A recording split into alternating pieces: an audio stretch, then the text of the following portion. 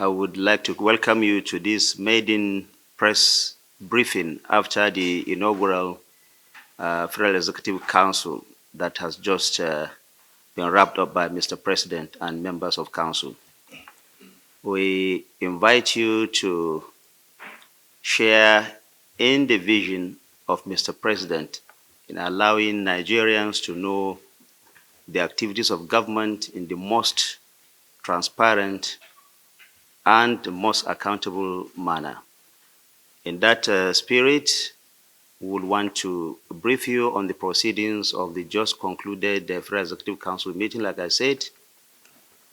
And with me are the Ministers of Finance and the Coordinating Minister of the Economy, the Minister of Agriculture, the Honorable Minister of Health, Minister of Trade and Investment, the Special Advisor to the President, my colleague, the Honorable Minister of Water, Health. So, Mr. President has just wrapped up that meeting, as I said, and a lot of things were discussed. The chief being the roadmap for the economy of this country. Mr. President, through the Honorable Minister of Finance, has rolled out his vision of what the economy will look like going forward. I would want to invite the Honorable Minister of Finance and the Coordinating Minister for the Economy to please give us a summary of the proceedings at today's FEC. Thank you, Honorable Minister. Thank you very much and good afternoon. This was the inaugural Federal Executive Council meeting of the President Bola Ahmed Tinubu administration.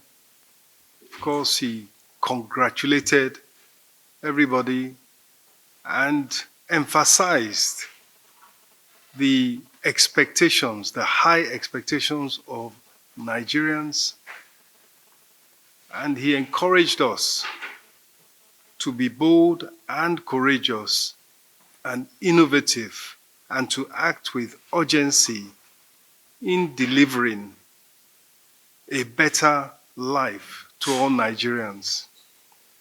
Essentially, we went through an exercise of looking at where things stood regarding the economy, the growth rate, the exchange rate, inflation, unemployment, and so forth.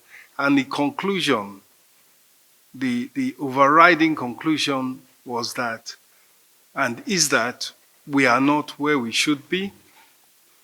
And we also examined the President's 8-point agenda, his 8 priority areas for moving the Nigerian economy forward and for delivering to Nigerians.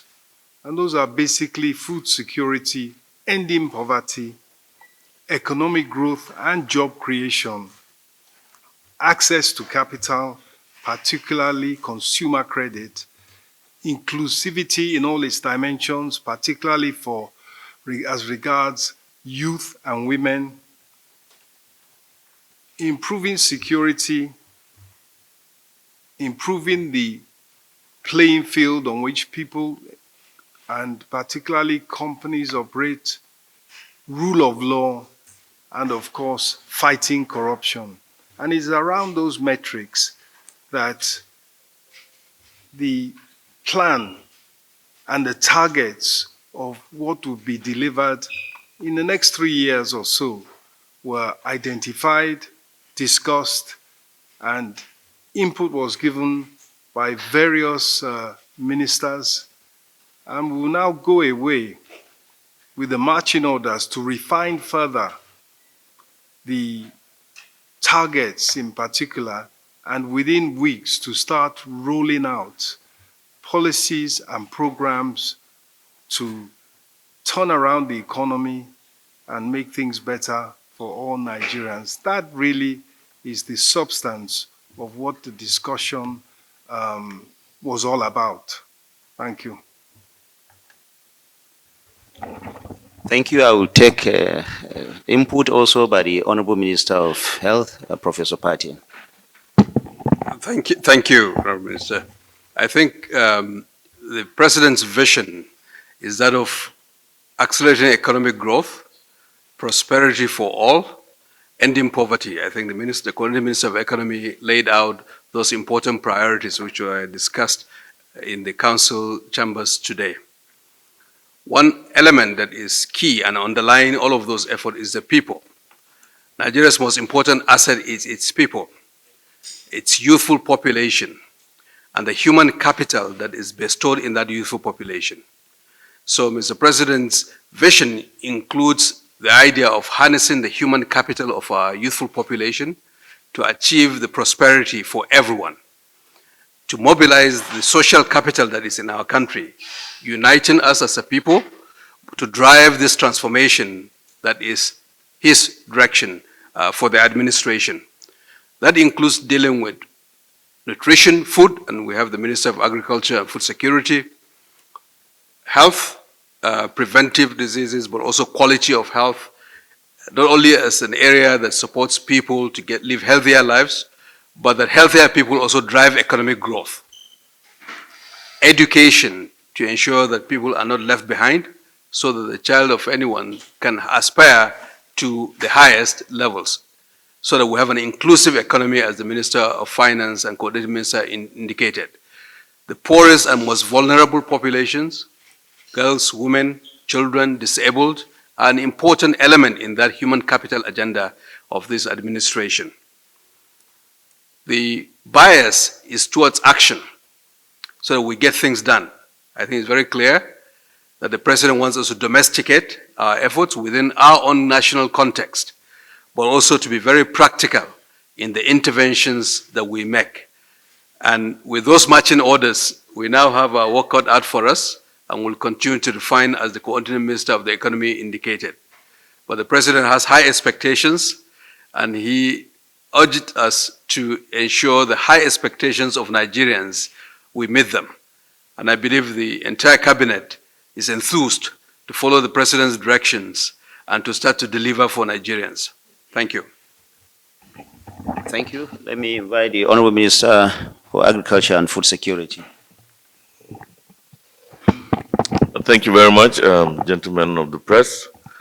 High point of the Federal Executive Council meeting was the presentation made by the Honorable Minister of Finance and coordinator of the economy in respect of where we are today and where we want to be and how we get there. And like I said, one of the most important aspects of the presentation by Mr. President was the improvement of the livelihood of the citizenry of this country. Key in that is food security. And food security also has to do with the availability, the accessibility, the affordability of nutritious food for the population. And which is the high point of the food security. The importance of that is the inclusion in the nomenclature of the ministry as Ministry of Agriculture and Food Security. This is key and this is very important. Right now, the industry is faced with so many challenges. We have the challenges of insecurity. We have the challenges of flooding. And you're even aware that recently, I think Cameroon is going to release water from the Lago Dam, which is a huge threat, not only to the livelihoods of the settlements around the banks of the River Benue and Niger, but also the farmlands around, the fertile farmlands around those basins. Third challenge we have now is the invasion of migratory pests, killer birds and insects that are creating havoc in the northern parts of this country. We have the harvest season coming up, and we need to urgently tackle that issue in cooperation with the state governments. So basically, that is it. We are all fired up as cabinet members. We have made our commitments to Mr. President, and I'm sure he's equally pleased with the kind of commitments that we have laid out today. And God willing, we should be able to achieve those targets within the shortest possible time. Thank you. Minister of Trade and Investment. One of the critical aspects of the Renewed Hope agenda is job creation. His Excellency has mandated that we should improve, and we are working on improving the number of jobs created. And this is going to be through revamping the MSMEs and improving industrialization in Nigeria. We have a comprehensive plan to ensure that we roll out a plan or an investment plan roadmap for critical investments in digital backbone, infrastructure, security, agriculture and agro-processing, and oil and gas. We want to ensure that we diversify the economy by increasing non-export proceeds, or not just, and also deepening export proceeds or export repatriation from the oil and gas sector. His Excellency has also given the mandate that this has to be done quickly. So we should see all of these investments coming into power. We have actually secured commitments from investors into power sector, the rail and transportation sector, security architecture, steel, digital backbone, solid minerals. And we're engaging these investors. We've started our reviewing and reforming our trade agreements, our investment policies, and our investment promises to the foreign investors and local investors. Our priority investors will be the local ones. And when we don't have enough capital, then we go abroad to bring in both foreign investors and expertise necessary to develop these sectors of the economy. Thank you.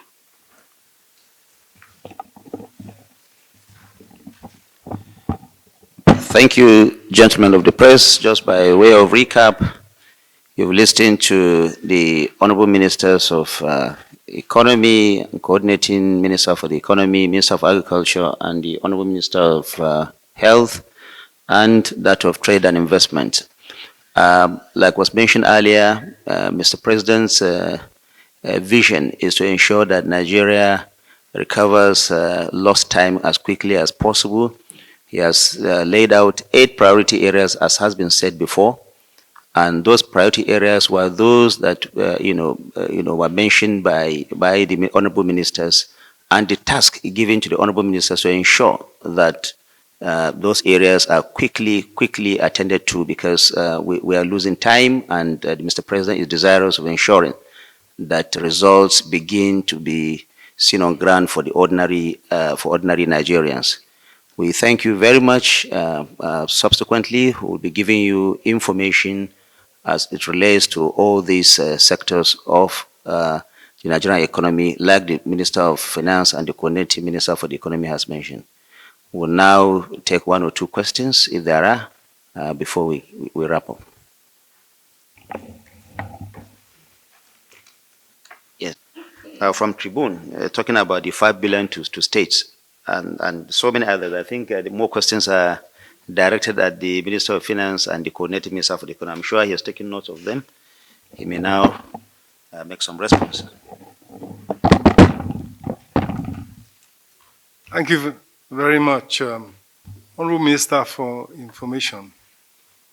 On the issue of intervention funding, the context is that within the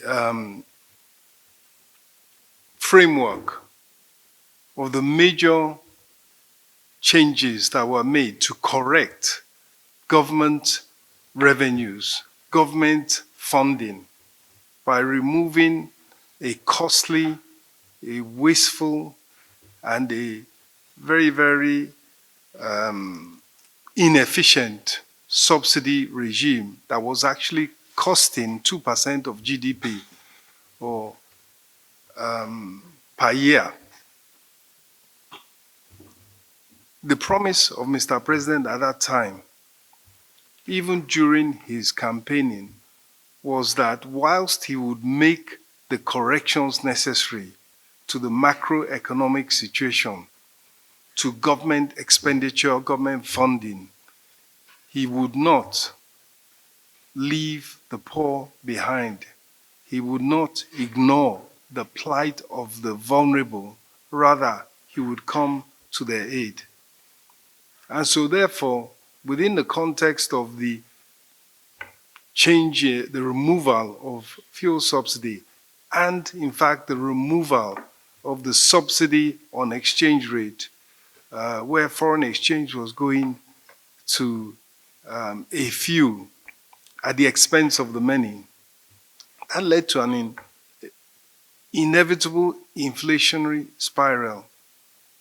And what Mr. President announced was actually a package of 500 billion naira interventions in the economy on behalf of the poor.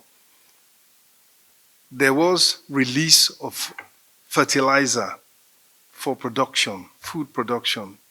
There was release of grains that were in storage.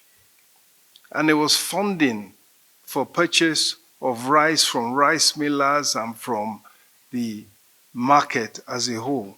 And that is what you referred to, where the 5 billion naira funding comes from. But it was actually part of a whole package.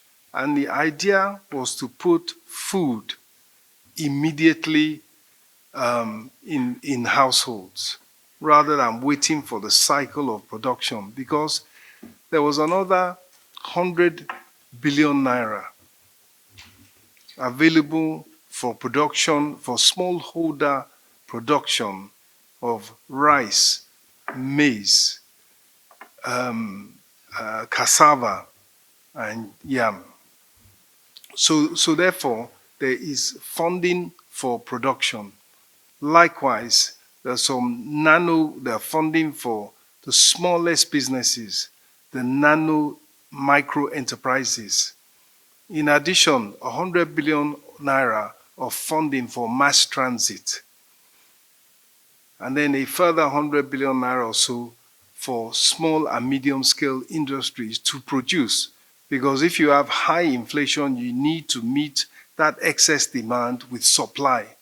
So it's a whole package of interventions in order to ease the pain of the necessary adjustments that had to be made by removal of fuel subsidy and by what we term elimination of the multiple exchange rates, which inevitably, as we said, led to an increase in the price level.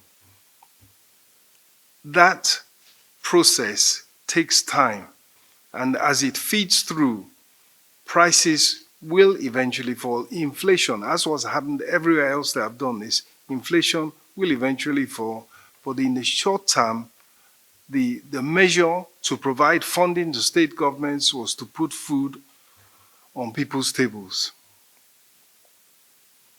As regards borrowing and debt service, I think those two can be taken together. Clearly, the federal government is not in a position to borrow at this time. Rather, the emphasis has to be on creating a stable macroeconomic environment, stable inflation, stable exchange rate, and an environment within which people can come and invest and thereby increase production and further grow the economy, improve, create jobs, and reduce poverty. So the aim of all the reforms at this time is not to is to focus on what we call equity, to focus on investment, to attract investment by Nigerians, investment by foreign direct investors, and even investment by portfolio investors that want to invest in the financial aspects of the Nigerian economy, such as the stock market, such as the bond market.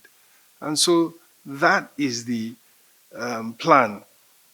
That is the expectation, and it is that there would not be a reliance on borrowing. Rather, as revenues increase, as the benefit of removing fuel subsidy and the subsidy on the exchange rate, as those mean more money for government at all levels, because of course, through oil revenue, the Federation earns dollars.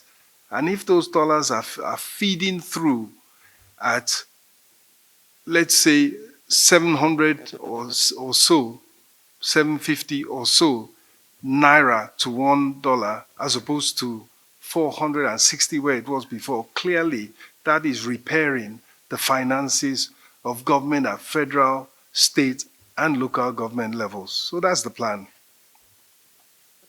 Thank you, Honorable Minister. Minister of Agri will respond to the question from Ruth Bloomberg on the commodity boards and other questions related to agriculture. Thank you very much. Question has to do with setting up of commodity boards. Well, right now, you're aware that we have commodity exchanges.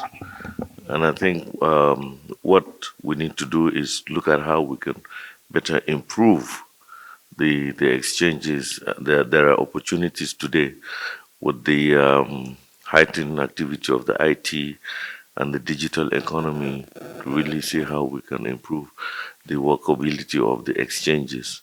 But one thing I must say is food security is what this administration of the President Bola Ahmed Tinubu has spelled out to do, is to make sure, like I've earlier stated, that food is available, affordable, and accessible. Thank you. Thank you, Honorable Minister of Agriculture and Food Security. There is a question from Yemi Adebayo of AIT concerning the issue of job creation that the Minister of Trade and Investment talked about.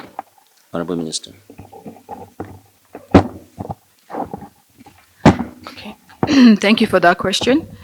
In Mr. President's manifesto during his campaign, he promised 50 million jobs, and that's our target. And we will take it in phases. We're looking at different sectors of the economy that will contribute to this job creation. Chief among them is the creative industry and the digital economy. And then the agri sector and agro-processing zone, and mining, oil and gas. So we are very, very confident that we will achieve this. Thank you.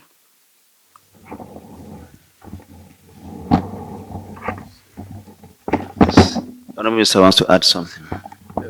I think it's important to add that in terms of the intervention program that Mr.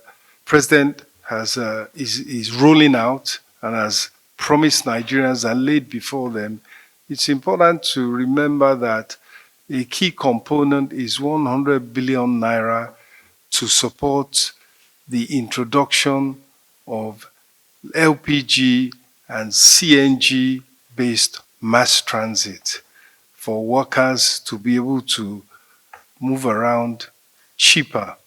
Because not only CNG and LPG, not only are they fuels that are cleaner, more environmentally friendly, but they are also substantially cheaper. And that is expected to roll out based on local assembly of those vehicles that run on LPG and CNG. Thank you.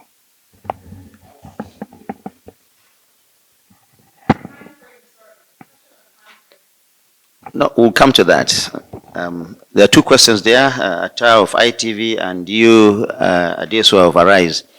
You talked about how soon can the ministers live up to this billing, and whether there is any time frame that Mr. President has given for the actualization of the programs and projects. The Honorable Minister of Health, Professor Ali Pate, will speak to that. So let me just build on what the Honorable Minister of Trade and Investment had responded on the issue of jobs to say that the healthcare value chain itself is an additional area where quality jobs, well-paying jobs can be created and is part of what we will be working on over time. The question that was asked by the gentleman from ITB in terms of running out of steam, I think Mr. President acknowledges that there are difficulties in the land at the moment. He's very aware of that, empathetic about that, and very committed to see that, in fact, there is succor. And in the crisis that we are facing, boldness will allow us to turn that crisis moment into an opportunity. And on day one, he took some bold steps that took several years without our country taking a similar step on subsidy and other issues. So that is one marker in terms of the bias of his administration towards action, towards bold action. And his track record, I think, speaks for itself. For this inaugural cabinet meeting, I think we are all gingered up and will start taking immediate steps to action the policy direction of the administration, so that Nigerians will start to feel the impact of the administration. I want to assure you that Nigerians will feel the impact of President Tinubu's administration very soon. Thank you, Honorable Minister. To add to that, the issue of timelines, you don't measure performance easily that way by saying by tomorrow, day after tomorrow, you will see that. But what the Honorable Minister is trying to say is that already the ministers are gingered, they are roaring to work, and this impact, the impact of all these policies and programs of government will begin to be felt by Nigerians fairly quickly.